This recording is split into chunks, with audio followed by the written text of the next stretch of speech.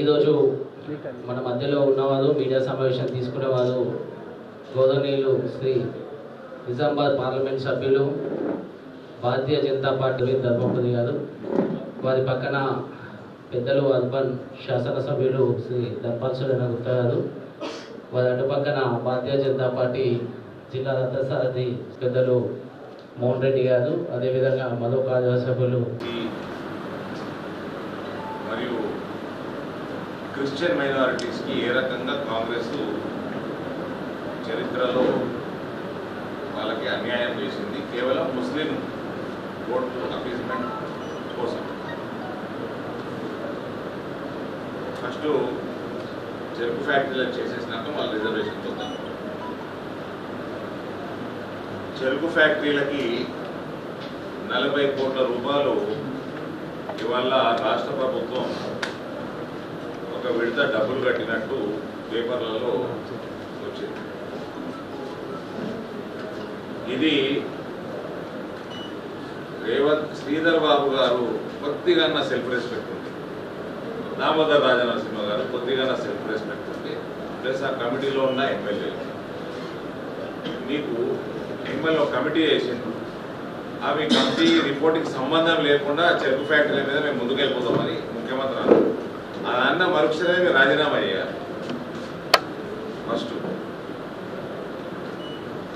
వీళ్ళు కమిటీ వేసింది. Committee 2025 December అన్నది. 2025 డిసెంబర్ నాటికి మేము ప్లానింగ్ చేస్తున్నాము అన్నది. దాని తర్వాత రేవంత్ వచ్చి ఎన్నికల ప్రక్రియ మొదలగానే రేవంత్ వచ్చేసి సెప్టెంబర్ 17 బాసరమ్మవారి మీద ఒట్టు అన్నాడు.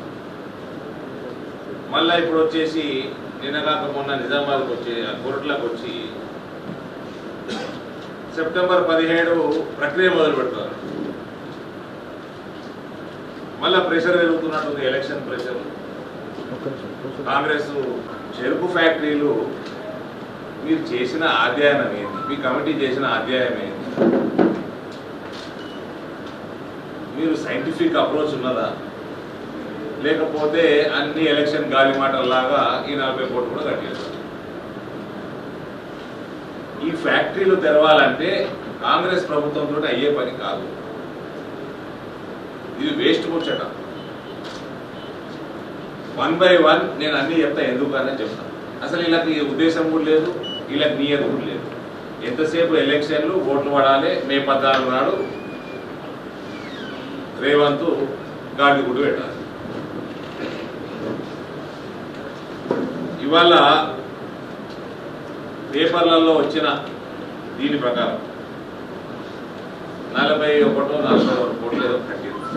వాస్తవాలు ఏంటంటే 202 కోట్లకి బ్యాంకులకి ఓటీఎస్ వన్ టైం సెటిల్మెంట్ కింద 202 crores కట్టాలి. 4 బ్యాంకులు ఇందులో ఈ ఫ్యాక్టరీలకి లోన్లు ఇచ్చినాయి. ఒకటేమో యూనియన్ బ్యాంకు, ఒకటేమో యూకో బ్యాంకు, ఇంకోటి ఇండియన్ ఓవర్సీస్ బ్యాంకు, 4వది కెనరా బ్యాంక్. వీళ్ళు యూనియన్ బ్యాంక్ కట్టినట్టు 42 కోట్లు. ఇది అంచెలంచెలుగా సెప్టెంబర్ వరకు 202 కోట్లు కడతాము అన్న ఒక అండర్స్టాండింగ్కి వచ్చేది అని తెలుస్తున్నది. ఇట్లా అండర్స్టాండింగ్కి ప్రభుత్వాలు చాలాసార్లు వచ్చినాయి, కానీ పైసలు కట్టలేదు. ఇది ఒక election stunt. First instalment release చేసింది. ఈయన మాట్లాడిన మాటలకి, ఈయన కమిటీ మాట్లాడిన మాటలకి ఇది పూర్తిగా సంబంధం లేకుండా ఉన్నది. సరే, ఆగమాగం ఎలక్షన్ల కోసం చేసినా అనుకో. ఇది ఇంట్రెస్ట్తో కలిపి 202 కోట్లు. ఈ తర్వాత ఈ బ్యాంకులకు కట్టినాక అస్సలు విషయం వస్తుంది. ఈ 202 కోట్లు కట్టినాక అస్సలు విషయం ఏంటంటే ప్రైవేట్ పార్ట్నర్ పైసలు కట్టాలి. ఈ గవర్నమెంట్ టేక్ ఓవర్ చేయాలంటే ప్రైవేట్ పార్ట్నర్కి 262 కోట్లు 2011 నుంచి వాళ్ళు ఇన్వెస్ట్ చేసుకుంటా వస్తా ఉన్నారు. ఫ్యాక్టరీలు నడుస్తలేవు, వాళ్ళు ఇంట్రెస్ట్ కడతా ఉన్నారు, వివిధ ఇన్వెస్ట్మెంట్లు చేసారు. వాళ్ళ క్లెయిమ్ 262 కోట్ల రూపాయలు, 51% పార్ట్నర్ క్లెయిమ్. ఇది కాక చెరుకు ఫ్యాక్టరీలు నడవాలంటే ఇప్పుడు 10% కూడా చెరుకు లేదు. చెరుకు రైతులకు ఇన్సెంటివ్లు ఇవ్వాలి, చెరుకు రైతులకు పెట్టుబడి సహాయం చేయాలి, చెరుకు పంట రావాలి. ఇప్పుడు 10% కూడా లేదు ఈ ఫ్యాక్టరీలకు. ఆ 262 కోట్ల రూపాయలు ప్రైవేట్ పార్ట్నర్ తోటి ఇప్పటిదాకా ఏమాత్రం అండర్స్టాండింగ్ లేదు, నెగోషియేషన్ లేదు, అటు దిక్కు ముచ్చట్నే పెట్టలేదు. వీళ్ళు సెప్టెంబర్ దాకా బ్యాంకు బకాయిలు కడతామన్నారు. దాని తర్వాత నడిపేదెవరు? నువ్వు టేక్ ఓవర్ చేస్తావా, నీది అప్పచెప్తావా? అచ్చా, టేక్ ఓవర్ చేయడానికి ఉన్నా కూడా ఫస్ట్ రైట్ ప్రైవేట్ ఆయనకు ఉన్నది. ఫస్ట్ రైట్ ప్రైవేట్ అయినా గవర్నమెంట్ టేక్ ఓవర్ చేసే రైట్ ఆయనకు ఉన్నది. గోకరాజు గారు గవర్నమెంట్ యొక్క 49% కావాలనుకుంటే ఫస్ట్ హక్కు ఆయనకే ఉన్నది. కానీ ఆయనకి ఈ ఫ్యాక్టరీ చక్కెర ఫ్యాక్టరీలుగా నడిపే ఇంట్రెస్ట్ లేదు, ఖరాఖండిగా లేదు. 262 కోట్లు ప్లస్ 12% ఇంట్రెస్ట్. ఆ 12% ఇంట్రెస్ట్ కూడా గవర్నమెంట్ ఒప్పుకున్నది, బోర్డు రెజల్యూషన్ ఉన్నది. ఇవి దీని మీద అసలు ఇప్పటిదాకా మాట లేదు, ముచ్చట లేదు, అటు దిక్కు ఆలోచన కూడా లేదు. కేవలం ఎలక్షన్లు ఉన్నాయి, వారం రోజులలో అని 40 కోట్లు రిలీజ్ చేశారు. ఈ తర్వాత ఈ ఫ్యాక్టరీలు ఉన్న మెషినరీ పనికి రాదు. 50 కోట్ల రూపాయలు ఇన్వెస్ట్మెంట్ చేస్తే కానీ దాదాపు ఆ ఫ్యాక్టరీ పట్టణాలు కాదు. మెషినరీ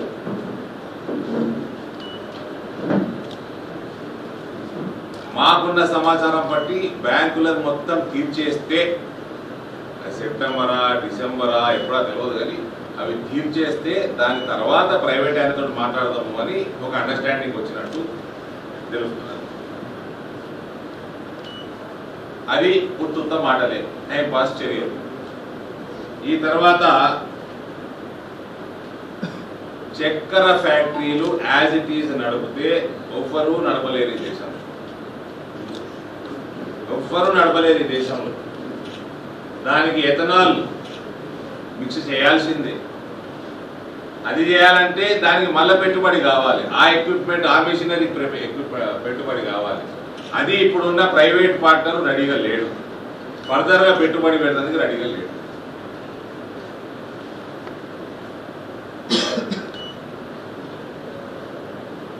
యాభై కోట్లు పెడితే కానీ ఉన్న మెషినరీ స్టార్ట్ కాదు. 3 ఫ్యాక్టరీలు ఉన్నాయి, మనకు ఒకటి కాదు, 3 యూనిట్లు. కనీసం 50 కోట్లు. మన కరెంటు బిల్లులు ఉంటాయి, నాకు తెలిసి 15-20 కోట్లు కరెంటు బిల్లు బకాయిలు. అవి ఇంట్రెస్ట్ తెలియదు. సో మళ్ళా రైతులకి సహాయం, తర్వాత పంట రావాలి. చెరుకు పుట్టి చక్కెర మీద ఏ ఫ్యాక్టరీ నడవదు దేశంలో ఇవాళ. ఎథనాల్ మాకు భారతీయ జనతా పార్టీ ప్రభుత్వాలు, నరేంద్ర మోడీ ప్రభుత్వం సహాయంతో రాష్ట్రాలలో ఉన్న భారతీయ జనతా పార్టీ ప్రభుత్వాలు కేంద్ర షుగర్ డెవలప్మెంట్ ఫండ్ నిధిని వాడుకొని 9,005 కోట్ల రూపాయలు వాడుకొని ఎథనాల్ని, బ్రౌన్ షుగర్ని ఎవ్రీ ఇయర్ వాళ్ళకు పాలసీ, వాళ్ళకు రెగ్యులేషన్, ఏది ఎంత తయారు చేయాలా అన్నది ప్రతి సంవత్సరం వాళ్ళకి ప్రణాళిక ఉంటుంది. ఇది కేవలం ఎలక్షన్ల కోసం చేస్తున్న స్టంట్. ఏంది మన ఎన్ఆర్ఐ బోర్డు అన్నట్టు, గల్ఫ్ బోర్డు అన్నట్టు. ఎలక్షన్లు అనగానే పెడతాం. మీకు లాస్ట్ ప్రెస్ మీట్లో మా ఇండియన్ పీపుల్ ఫోరమ్స్ అధ్యక్షులు ఉన్నారు. 10 ఏళ్ల నుంచి బీజేపీ ఎట్లా సహాయం చేస్తున్నది, గల్ఫ్లో ఎట్లా సర్వీస్ ప్రోగ్రామ్ చేస్తున్నారో చెప్పినాం మీకు. సో 202, 262 అంటే 464, మళ్ళీ 50 కోట్లు. ఇది మన రివైవల్, మెషినరీ రివైవల్కి సుమారు 512. మళ్ళా రైతులకు ఇన్సెంటివ్లు, పెట్టుబడి సహాయాలు, ఎలక్ట్రిసిటీ బకాయిలు, మళ్ళీ ఎథనాల్ మెషినరీ, ఇవన్నీ చూస్తూ ఉంటే సుమారు 700-800 కోట్ల వ్యవహారం ఇది రివైవల్ ఆఫ్ దిస్ ఫ్యాక్టరీస్. ఇది మళ్ళా నాకున్న సమాచారం కాంగ్రెస్ వాళ్ళు నాకేం దూరపోలు కాదు. వీళ్ళందరూ ఫస్ట్ ఏదో కట్టేసి ఆ మెషినరీ పనికిరాదని తెలిసి వీళ్ళకి అదేదో ఊరవతలకు షిఫ్ట్ చేసి ఆ ల్యాండ్ కబ్జా చేసే వ్యవహారం కూడా నడుస్తున్నది. రియల్ ఎస్టేట్ ముఖ్యమంత్రి, మన ముఖ్యమంత్రి గారు రియల్ ఎస్టేట్ చాలా ఫేమస్ రియల్ ఎస్టేట్ రంగం.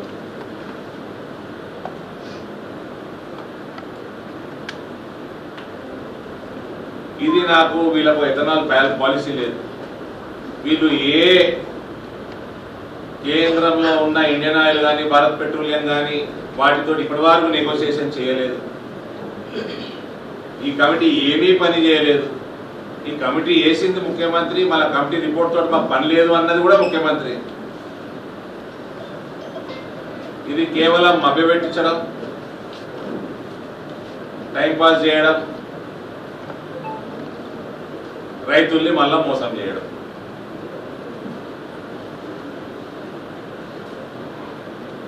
నువ్వు నీ పార్ట్నర్కి పైసలు ఇస్తావా, నీరాయనకు అమ్మేస్తావా? ఆయన మాత్రం సిద్ధంగా లేడు. ఆయన చక్కెర ఫ్యాక్టరీలు నడిపితే మాకు పైసలు రావు, ఇథనాల్ ఉండాల్సిందే, దానికి పెట్టుబడి పెట్టాల్సిందే, మేము పెట్టుబడి పెట్టడానికి సిద్ధంగా లేము. గవర్నమెంట్ టేక్ ఓవర్ చేయాలంటే 262 కోట్లు ప్లస్ ఇంట్రెస్ట్. ఈ 700 కోట్ల వ్యవహారంలో ఇలా 5% కట్టింది ఇప్పుడు ఎలక్షన్ల కోసం. ఇది దీని వెనుక ఒక అనాలిసిస్ లేదు, దీని వెనుక ఒక ప్రాజెక్ట్ రిపోర్ట్ లేదు, దీని వెనుక ఒక సైంటిఫిక్ అప్రోచ్ లేదు, ఏమీ లేదు. జస్ట్ పోలింగ్ హై 13 తారీఖు గవర్నమెంట్ సొమ్ము ఇన్స్టాల్మెంట్ కట్టు.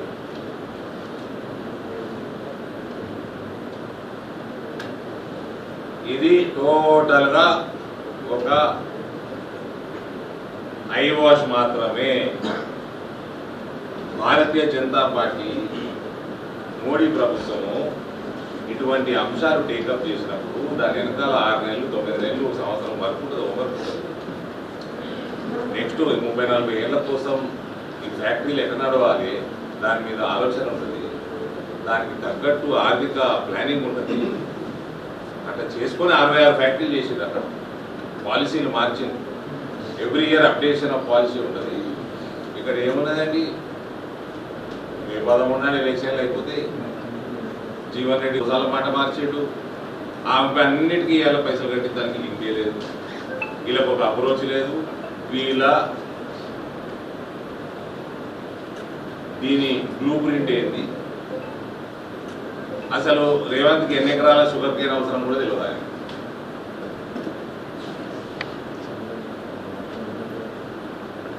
ఇది చెరుకు రైతులు మళ్ళా మభ్యపెట్టడానికి కాంగ్రెస్ పార్టీ డ్రామా. దేశంలో ఉత్తరప్రదేశ్లో బ్రిటిష్ పాలనలో మొహమ్మదన్ ఆంగ్లో ఓరియంటల్ కాలేజ్ అని అలీగఢ్లో పెట్టడం జరిగింది 1870. ఆ కాలేజు ఒక జాతీయతా భావాన్ని పెంపొందించడానికి, విద్యార్థులలో అవగాహన కల్పించడానికి పెట్టిన కాలేజ్. ప్రత్యేకంగా ముస్లింలు ఆనాడు వాళ్ళ పాపులేషన్ చాలా తక్కువ, 2%. దాని తర్వాత బ్రిటిష్ పాలనలో చాలామంది ఫారినర్స్, క్రిస్టియన్స్ వాళ్ళందరూ ఉండడం, వాళ్ళకి మన జాతి గురించి అవగాహన కోసం వేరియస్ రీజన్స్, నేషనలిస్టిక్ రీజన్స్ అది పెట్టడం జరిగింది. అది 1921 వచ్చేసరికి అందులో ఉన్న మొహమ్మదన్ ఆంగ్లో పేరు తీసేసి పుటదాఖలు చేసిన ఆంగ్లో చేసేసి క్రిస్టియన్ గాయబ్ చేసేసి ముస్లిం అలీగఢ్ యూనివర్సిటీగా దాన్ని పేరు మార్చింది. ఆ తర్వాత 47లో స్వాతంత్రం వచ్చింది. అంబేద్కర్ గారి చైర్మన్షిప్ కింద మనకి కాన్స్టిట్యూషన్ కోసం పని మొదలైంది. 50లో కాన్స్టిట్యూషన్ వచ్చింది. దాంట్లో ఎస్సీ ఎస్టీ రిజర్వేషన్లు మనకి ఇంప్లిమెంట్ అయినాయి. ఈ యూనివర్సిటీలో కూడా ఎస్సీ ఎస్టీలకి రిజర్వేషన్లు కల్పించడం జరిగింది. ఆ తర్వాత ఇక కాంగ్రెస్ వాళ్ళకి అలీగఢ్ ముస్లిం యూనివర్సిటీల దళితులు ఆదివాసీలు ఏంది ఆయనకి కడుపు మంట మొదలైంది, కడుపు నొప్పి మొదలైంది. అనేక మార్లు అనేక కోట్లలో వేరు. ఇది ముస్లిం యూనివర్సిటీ, ముస్లింలే చదవాలి అని, ఎవరికి రిజర్వేషన్ ఉంటుంది. అనేక కోట్లు కొట్టిపారేస్తే ఫైనల్గా 5 జడ్జుల ధర్మాసనం సుప్రీంకోర్టులో ఈ యూనివర్సిటీ అందరి కోసం పెట్టింది, ఇది మైనారిటీ స్టేటస్ ఇవ్వడానికి వీలు లేదు అని జడ్జిమెంట్ ఇచ్చినాక 1921లో అలీగఢ్ ముస్లిం యూనివర్సిటీ అమెండ్మెంట్ యాక్ట్, ఒక స్పెషల్ యాక్ట్ పార్లమెంట్లోకి తీసుకొచ్చి ఈ యూనివర్సిటీకి మైనారిటీ స్టేటస్ ఇచ్చి ఎస్సీ ఎస్టీ రిజర్వేషన్లు తీసేయడం జరిగింది. మొట్టమొదటిసారి ఎస్సీ ఎస్టీ రిజర్వేషన్లు ఒక విద్యా సంస్థలో తీసేసిన భారతదేశపు చరిత్రలో అదే ఫస్ట్. ఆ తర్వాత ఇంకొక యూనివర్సిటీ జామియా మిలియా యూనివర్సిటీ, ఇది 1920లో మహాత్మా గాంధీ గారు ఇన్వాల్వ్ అయ్యి, రవీంద్రనాథ్ ఠాగూర్ గారు ఇన్వాల్వ్ అయ్యి ప్రపంచ పర్స్పెక్టివ్ మీద, వరల్డ్ వ్యూ మీద, డైవర్సిఫైడ్ ఇండియాలో ఉన్న డైవర్సిఫైడ్ కల్చర్స్ మీద అవగాహన కోసం ఈ యూనివర్సిటీ స్థాపించడం జరిగింది. అది ఒక మహాత్మా గాంధీ ఆలోచన, ఒక రవీంద్రనాథ్ ఠాగూర్ ఆలోచన. దీన్ని 2011లో మేడం సోనియా గాంధీ ఇట్లాంటి ప్రత్యేక చట్టం ద్వారా దీనికి కూడా మైనారిటీ స్టేటస్ ఇచ్చేసి ఇక్కడ కూడా రిజర్వేషన్లు లేకుండా ఇప్పుడు బీసీలు కూడా కలిసారు, బీసీల రిజర్వేషన్లు కూడా తీసేసారు. అప్పుడేమో బీసీ రిజర్వేషన్ రాలే, అప్పటి ఇప్పుడు బీసీ రిజర్వేషన్లు కూడా తీసేసారు. దళితులకి, ఆదివాసీలకి, క్రిస్టియన్లకి, కేవలం ముస్లిం ఓట్ల కోసం కాంగ్రెస్ పార్టీ ఓటు బ్యాంక్ రాజకీయాలకి ఈ 3 వర్గాలు బలైనవి. బీసీలు కూడా 4 వర్గాలు. ఇది కాంగ్రెస్ పార్టీ చరిత్ర. ఇదే విధంగా కొనసాగుతే, ఇదే రేవంత్ రెడ్డి ముఖ్యమంత్రిగా కొనసాగుతే గచ్చిబౌలిలో ఉన్న హైదరాబాద్ సెంట్రల్ యూనివర్సిటీ భవిష్యత్తు ఇదే, ఉస్మానియా యూనివర్సిటీ భవిష్యత్తు ఇదే, తెలంగాణ యూనివర్సిటీ భవిష్యత్తు ఇదే. We are at high risk.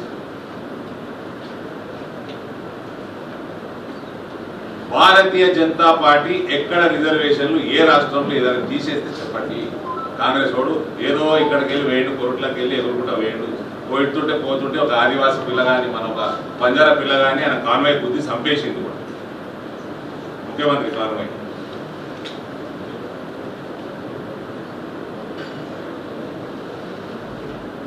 పోయిండు, నేను నిరూపణ చేస్తా, అది చేస్తా, ఇది చేస్తా అన్నాడు, ఏదో బక్వాస్ పెట్టిండు.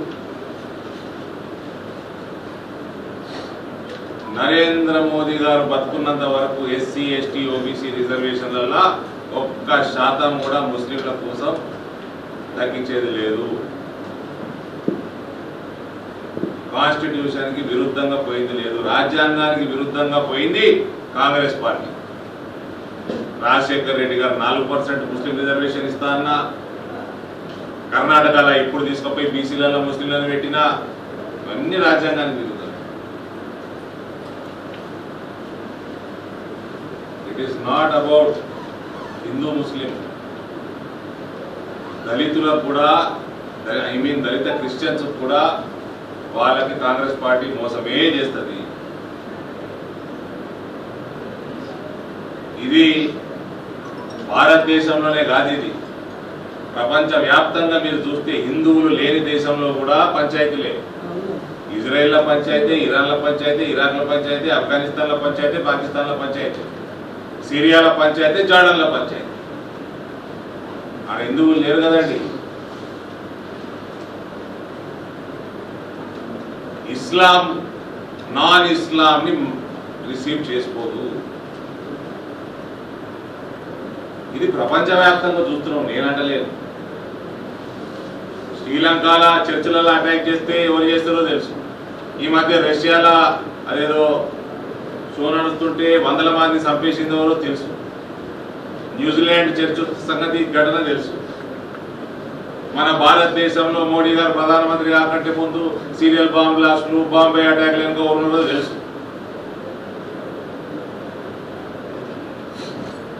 అన్ని వర్గాలు రిస్క్ మీదనే ఉన్నాయి. విద్యా వ్యవస్థ కాదు, అన్ని వ్యవస్థలు కూడా. ఇవాళ కాంగ్రెస్ పార్టీ మేనిఫెస్టో కూడా అదే మాట్లాడుతుంది. బ్యాంకింగ్ సెక్టర్ కూడా ఇష్టపెడతలేదు.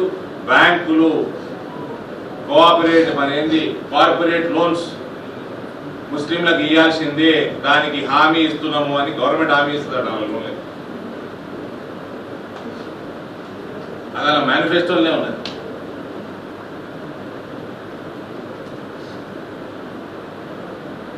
ఈ కాంగ్రెస్ పార్టీ మహాత్మా గాంధీకి, రవీంద్రనాథ్ ఠాగూర్ గారికి, వాళ్ళ ఆలోచన విధానానికి కూడా వ్యతిరేకం పోయి ముస్లిం ఓటు బ్యాంకుల కోసం స్పెషల్ అమెండ్మెంట్ యాక్ట్ తీసుకొచ్చింది.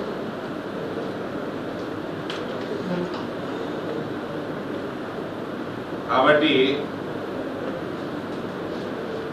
ఇది హిందువులతోనే కాదు, క్రిస్టియన్లకు ప్రాబ్లమే, అన్ని వర్గాలకు ప్రాబ్లమే ఉన్నది. కేవలం ఓటు బ్యాంక్ రాజకీయం. మళ్ళీ వాళ్ళకేమైనా చేసిరా ముస్లింల కంటే అది లేదు. ఉన్న బస్సులు మహిళలకు ఇచ్చినట్టు రేవంత్ రెడ్డి ఉన్న యూనివర్సిటీలో వాళ్ళ పేరు చేస్తారు. అలాగేమి మనం నిలబడు. This is a very serious issue.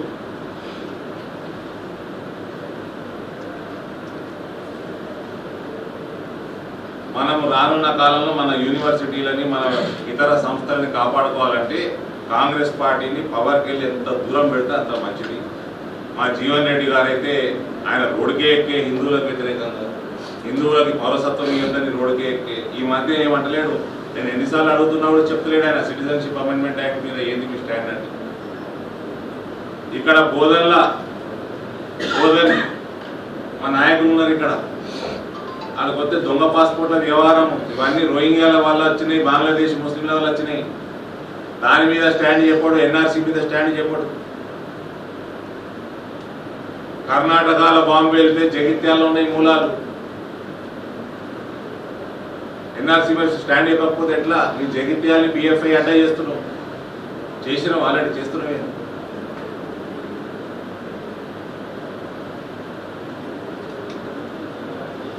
Uniform civil code మీద మీ స్టాండ్ చెప్పు.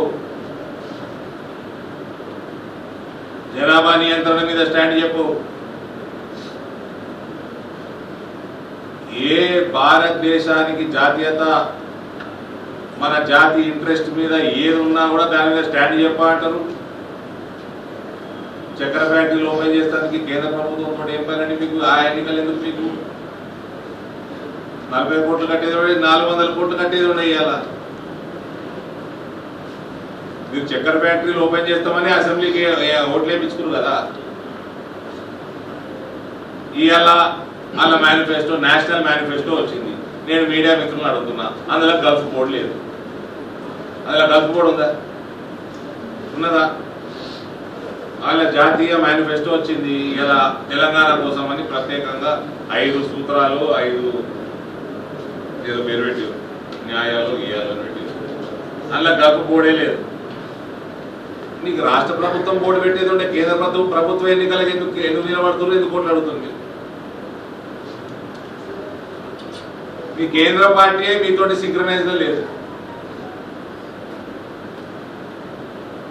ఇక్కడనేమో 2 లక్షల రుణమాఫీ అంటున్నాడు. ఏమన్నాడు? ఎవరి మీద ఒట్టేసి 15 ఆగస్టు అని.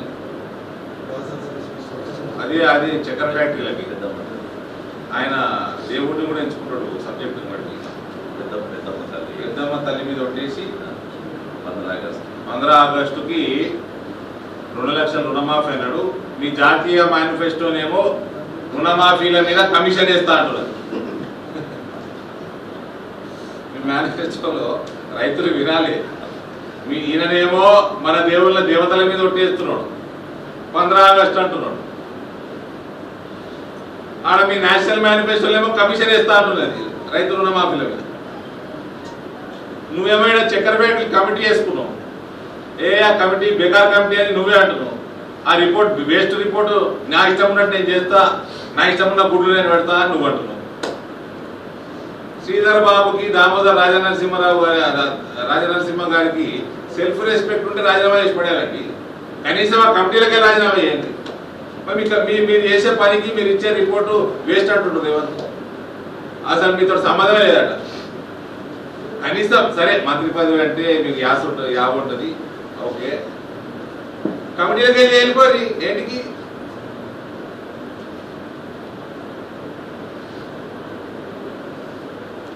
వాళ్ళిద్దరు కూడా తెలిసిన వాళ్ళే. నాకు నేనేం మంత్రి పదవి రిజైన్ చేయమంటలేదు. మీకు విలువ లేని రెస్పెక్ట్ లేని కమిటీలో ఉండడం ఎందుకండి? మా సుదర్శన్ రెడ్డి గారు కూడా ఉన్నారు, అలా జీవన్ రెడ్డి అభ్యర్థి కూడా ఉన్నారు. మీరున్న కమిటీ వేస్ట్ అంటుండ్రు మీ ముఖ్యమంత్రి. ఏటికేసిండు మరి కమిటీ బిగరికి.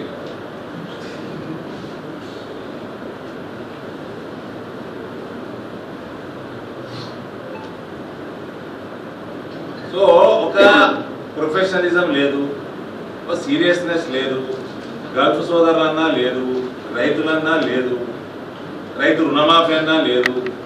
అసలు సమాజం మీద వీళ్ళకి ఏమి పట్టించలేదు. ఒక ముస్లిం ఓటు తప్ప వీళ్ళకి ఎవరు ఏమి ఎక్కడ కనబడదండి.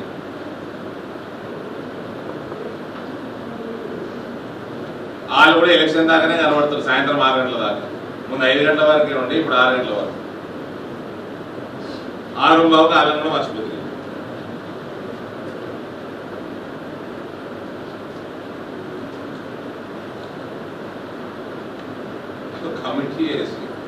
కమిటీ మేము 66 ఫ్యాక్టరీలు తెలిసినట్టు ఏదన్నా అనాలిసిస్, వ్యవహారం, 20-30 ఏళ్ళ ప్రొజెక్షన్స్, పెట్రోలియం కంపెనీలతో టైఅప్, నెగోషియేషన్ ఏం లేదు. బస్ ఎలక్షన్ ఆరా ఏదో చెప్పేయండి, కథ టైం పాస్ చేయండి, ఎలక్షన్ ఎలా దిగింది. నేను ఇంత స్పష్టంగా చెప్పినా మీకు క్వశ్చన్లు ఉంటాయి అనుకోండి, రావద్దు అని ఒకటి జడ్జిమెంట్. నేను చెప్తున్నానండి, వీళ్ళు ముస్లింలకి మన రిజర్వేషన్లు తగ్గించేసి ముస్లింలకు అప్పచెప్పుడు తప్ప వీళ్ళ అజెండా వేరేది లేనే లేదండి. చేయలేదండి.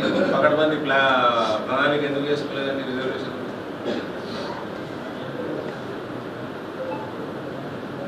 కమిషన్ వేస్తారట, ఆ కమిషన్ చెప్పినట్టు చేస్తారట. అది ఇక పెద్దమ్మ తల్లి మీద ఒట్టు ఉత్తదన్నట్టు, అంతే కదా.